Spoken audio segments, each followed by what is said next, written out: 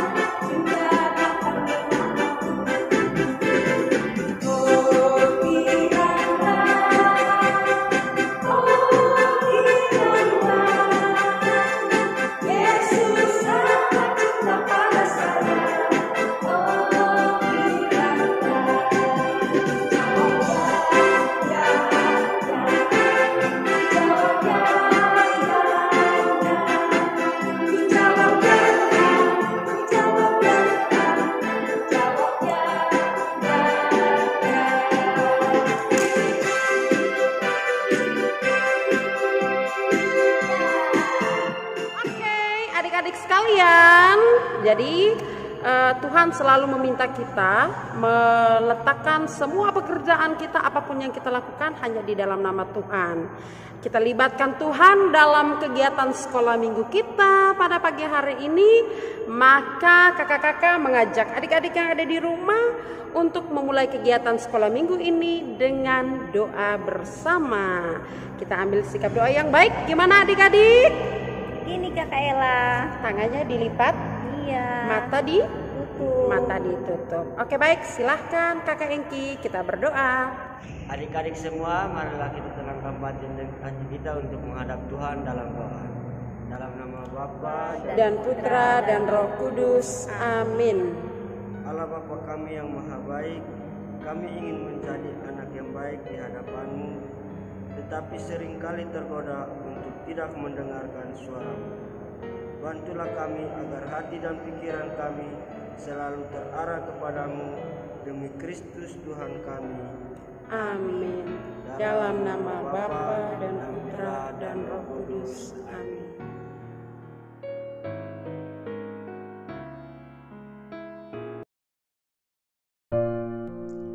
Perumpamaan tentang dua orang anak. Bacaan dari Injil Matius bab 21 ayat 28 sampai dengan 32. Tetapi apakah pendapatmu tentang ini? Seorang mempunyai 2 anak laki-laki. Ia pergi kepada anak yang sulung dan berkata, "Anakku, pergi dan bekerjalah hari ini dalam kebun anggur." Jawab anak itu, "Baik, Bapa." Tetapi ia tidak pergi. Lalu orang itu pergi kepada anak yang kedua dan berkata demikian juga. Dan anak itu menjawab, "Aku tidak mau." Tetapi kemudian ia menyesal lalu pergi juga. Siapakah di antara kedua orang itu yang melakukan kehendak ayahnya? Jawab mereka, "Yang terakhir." Kata Yesus kepada mereka, "Aku berkata kepadamu, sesungguhnya pemungut-pemungut cukai dan perempuan-perempuan sundal akan mendahului kamu masuk ke dalam kerajaan Allah. Sebab Yohanes datang untuk menunjukkan jalan kebenaran kepadamu, dan kamu tidak percaya kepadanya. Tetapi pemungut-pemungut cukai dan perempuan-perempuan sundal percaya kepadanya. Dan meskipun kamu melihatnya, tetapi kemudian kamu tidak menyesal, dan kamu tidak juga percaya kepadanya." Demikianlah Injil Tuhan. Terpujilah Kristus. Adik yang terkasih, tadi kita sudah membaca cerita kitab suci dari Injil Matius bab 21 ayat 28 sampai 32 yang isinya tentang kisah seorang ayah menyuruh kedua anaknya untuk melakukan pekerjaan di kebun anggur. Ya, kalau tadi adik-adik mendengar bacaannya atau cerita kitab sucinya dengan baik, pasti adik-adik akan ingat ceritanya, ya. Si kakak ketika bapaknya menyuruh untuk melakukan sesuatu atau bekerja di kebun anggur, dia menjawab iya atau menyatakan kesanggupan untuk melakukan pekerjaan itu. Tetapi kenyataannya si kakak malah pergi, tidak melakukan apa yang diperintahkan oleh bapaknya. Sedangkan si adik ketika disuruh bapaknya dia bilang, "Tidak, saya tidak mau. Saya nggak mau, saya lagi sibuk. Maaf, jangan ganggu saya." Gitu. Tetapi justru si adik ini yang melakukan apa yang diminta oleh bapaknya. Karena ketika dia mengatakan tidak mau, dia berpikir lagi, "Aduh, sedihnya ya, kasihan bapakku udah minta tolong aku, tapi aku tidak melakukan." Nah, Kakak Ella mau nanya nih sama Kakak Reti. Iya. Kakak Reti pernah nggak sih disuruh sesuatu, diminta melakukan sesuatu, dibilang iya tapi tidak melakukan? Iya Ella, saya pernah. Pernah gimana maksudnya? Misalnya papa mama dulu waktu saya kecil kan, dia bilangnya, "Reti, ayo cuci piring."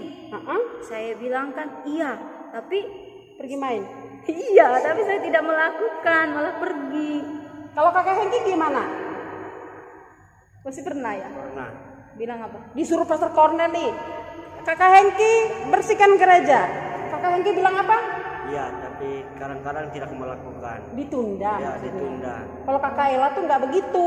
Apa? Nggak seperti itu, nggak jauh beda sama mereka. Oh iya.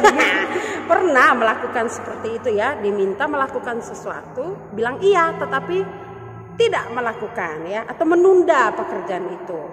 Nah, adik-adik, seperti yang sudah disampaikan di tema awal tadi ya, tema adalah satu perbuatan sederhana itu lebih berharga daripada 1000 kata-kata yang indah. Nah, sesuai dengan cerita kitab suci kita hari ini. Nah, lebih berharga itu adalah perbuatan yang kita lakukan ketimbang kita banyak berkata-kata, "Iya, saya akan melakukan," tetapi tidak buat. Itu tidak ada artinya sama sekali ketimbang kita tidak usah berkata-kata tapi langsung melakukan. Nah, adik-adik di rumah pernah atau tidak punya pengalaman seperti ini? Misalnya bermain ya, Iya, pasti bermain, pernah.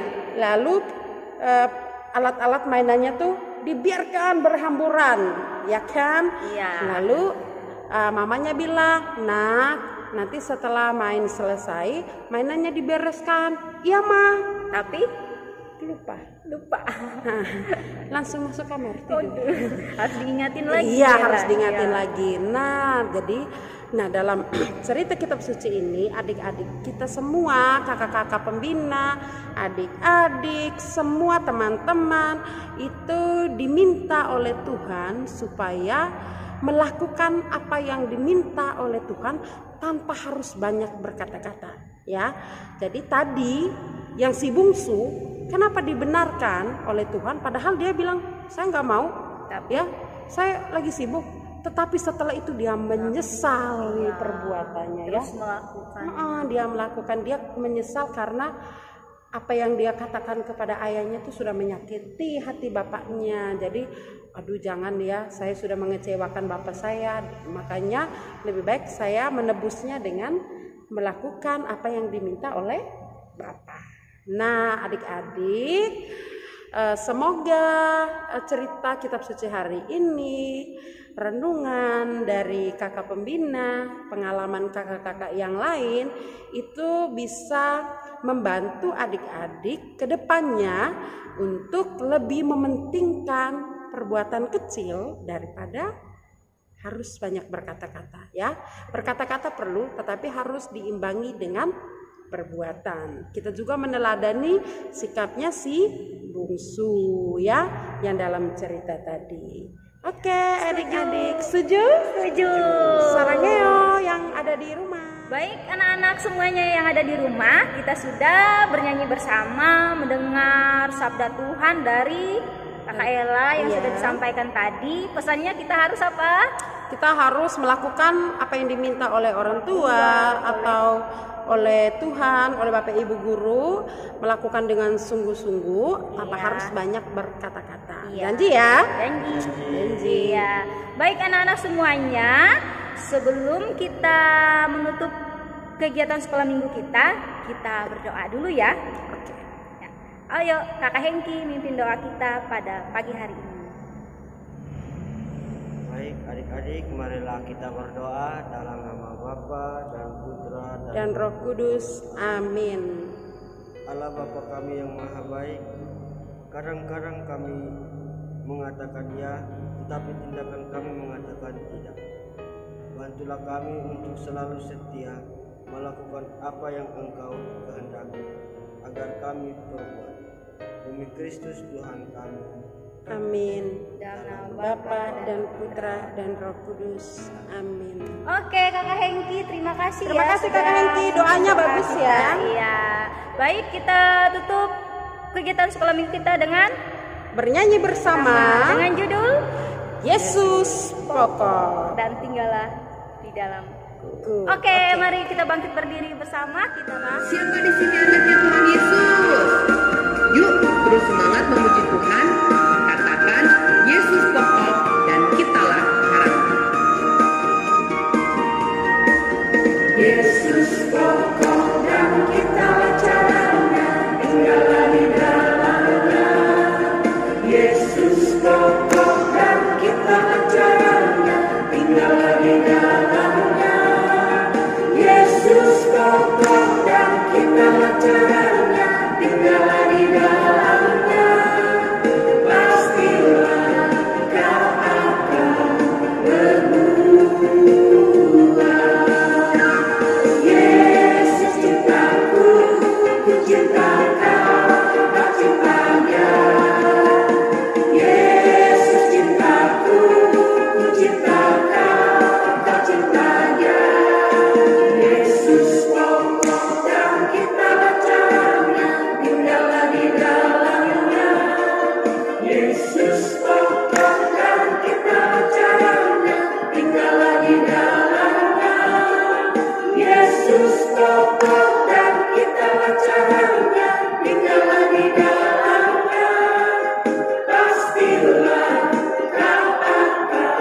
Yesus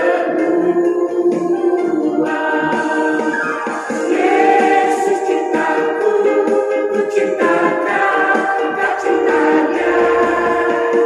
Yesus cintaku, ku cinta kau, kau cinta Dia. Yesus pokok dan kita caranya, tinggallah di dalamnya. Yesus pokok dan kita caranya, tinggallah di dalamnya. Yesus pokok dan kita caranya, tinggallah di dalamnya. Pastilah kau akan berbuah.